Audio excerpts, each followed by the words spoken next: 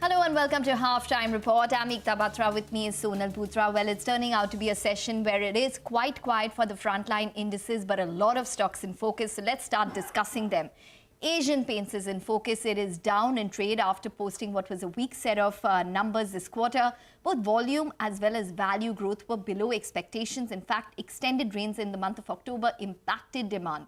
To discuss the Q3 performance, we have with us Amit Syngle, the MD and CEO of Asian Paints, joining in. Mr. Syngle, hi. Thank you very much for joining in. If you could start by giving us some detail about the product mix this quarter and what explains the decline in demand, say, for premium products this time. So overall, when we look at the quarter was tough, as we know that because of the price increase base, which was quite phenomenal given the price increases which we had taken last year of almost an unprecedented 15% kind of a price increase. And also given the fact that there was an extended monsoon and a shorter Diwali. I think all had implications on the sale in October and November in a strong manner to that extent. But I think we kind of really bounced back in December with a strong double-digit volume growth, which has kind of come in.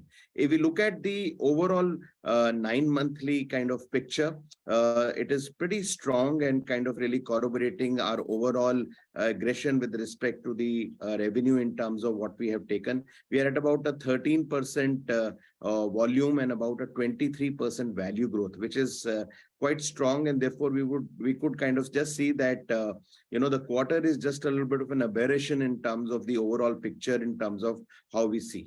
As far as the product mix goes, in terms of the overall product mix with respect to the decorative market, it was definitely inferior to what we saw last year, given the fact that there was a higher price increase on high value items. We had a larger stocking of the high value items in the market to that extent as compared to some of the economy products stocking to that extent. And that is something which possibly made the entire product mix inferior in terms of the overall way, in terms of what we have seen in the quarter.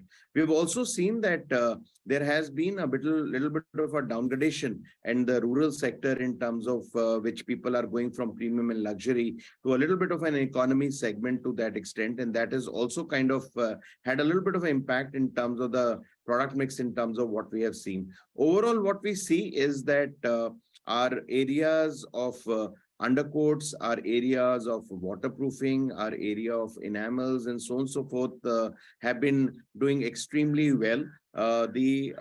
Some of the premium and the luxury market, products have been hit this quarter, given the inventory kind of seen what we have seen. But overall, from the point of view of demand conditions, as we kind of go ahead, we don't see that there would be a major upset with respect to a continuing inferiority in product mix, because that is what we see in December. Although it might not be as buoyant as what we have seen in the first half of the year.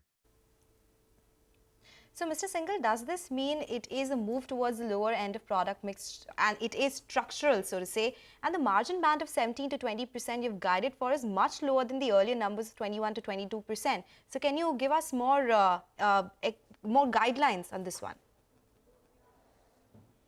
So, overall, when you look at the quarter, we see a substantial increase in terms of the PBDIT and the gross margins, which is there. The gross margins have literally gone up by about 3.1% sequentially and about 1.8% quarter on quarter to that extent, which is there as compared to last year.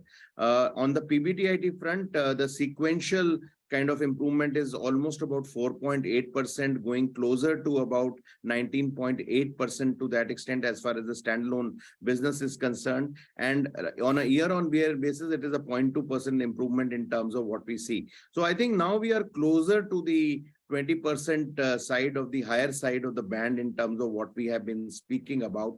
And as I see it, I don't think so there is a larger structural change in terms of what we are seeing. We will continue to be possibly in this zone, and I think in the coming quarter, given the fact that we have not been able to realize the full deflation in this quarter, given the higher inventory we were carrying, I think the margins would even improve further to that extent. But we maintain that largely this whole band is something which we would like to maintain in terms of our overall margins. What we have done possibly, going sometimes to 21, 22% would be possibly an exception to that extent. And we would like to kind of stay in this band so that we are competitive in the market, as well as we are possibly looking at a stronger kind of a profit which is coming in this zone when we look at this band going forward. Okay. Mr. Syngle, let's move away from the quarter and just ask you about a larger question with regards to capex.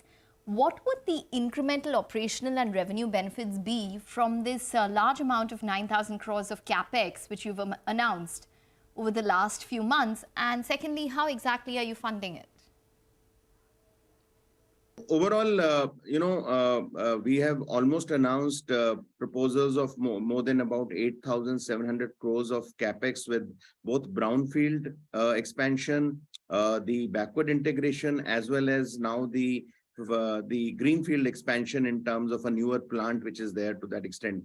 So if you look at all these kind of proposals, we are funding it very clearly from our own accruals to that extent, and our cash reserves as we go forward. And as we go forward, some of these areas, definitely the entire area of backward integration, where we are setting up emulsion facilities, and we are looking at in terms of working around in terms of other areas of backward integration. We see definitely these would kind of give us a fillip of at least about 2% or so in terms of the overall margins position in terms of going forward to that extent. And the other area obviously is the new product innovation and some of the products which we are getting into the premium luxury space. So we are attempting to kind of now improve the overall product mix going forward in a strong way. At the same time, we are looking at these backward integration objectives which will come. And thirdly, we are obviously looking at our cost structures in terms of how we can prop it up.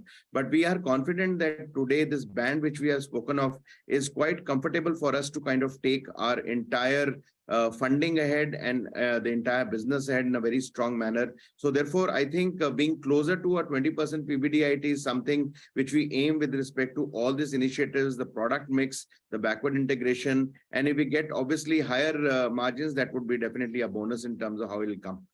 Okay, so that's about the paints business. Mr. Syngle, how is demand shaping up in the non-paint side of things, both kitchen and bath fittings, because they weakened this quarter?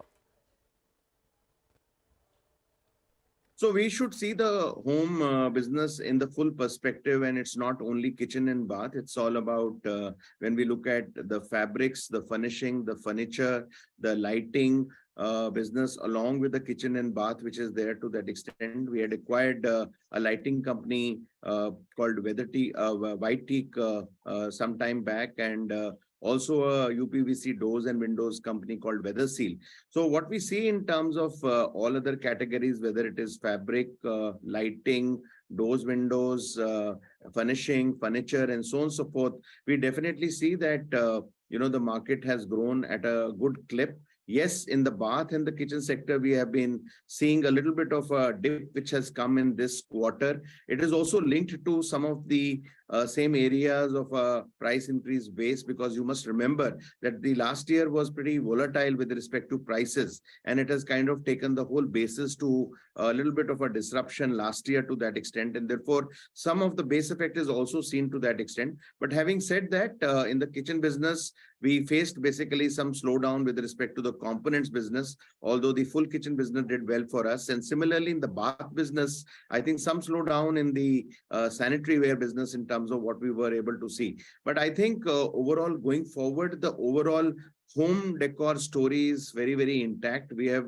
committed in terms of saying that by the end of 26, March of 26, we are looking at almost about a 10% contribution coming from the home decor business to the overall deco business in terms of what we see in India to that extent. So I think we are pretty kind of strong in terms of our entire shift to the share of spaces from the share of surface, as we have kind of taken as a strategic intent. Okay, Mr. Syngle, last question then. Have you seen any change in the marketplace simply because of the kind of impending competition coming in? Say, for example, changes in tonality, sales force aggression, dealer channel changes. Anything you can apprise us of? So I would always say that, action speaks louder than words to that extent. And what we have been seeing in the market, actually, there is absolutely no change from the point of view of any competitive pressures is what we see in the market. In fact, what we see is that today, the competition has always been there in a very strong manner. But today, the tonality in terms of the way people are working, the way we are getting out newer products, we are looking at newer segments, we are looking at channel expansion and expanding the distribution footprint. I think we are on a very, very strong trajectory. We have almost seen a market share gain of almost about greater than 3% in the last 3 years in terms of what we have kind of witnessed. And as a leader, we have been expanding the market overall, whether it is from the point of view of a texture market, or it's a wood finishes market, or it's a waterproofing market to that extent. So from our point of view, we don't see any really changes with respect to the competition scenario to that extent, which is there currently existing. And as we kind of go forward, we are very clear that our strategies in terms of where we want to take ourselves are very, very clear. And that is why the expansion plans with respect to our overall capacities is very clear, because this is based on our 3 to 4 year last year projections in terms of a 12 to 14% CAGR, which we have seen in terms of our volume basis going forward. So I think as we look forward, we are pretty positive in terms of saying that there are no untoward or any different competitive pressures which are working around in the environment. Mr. Syngle, thank you so much for joining us. It was a pleasure speaking with you. Thank you so much for talking about Q3 numbers and the outlook going forward as well.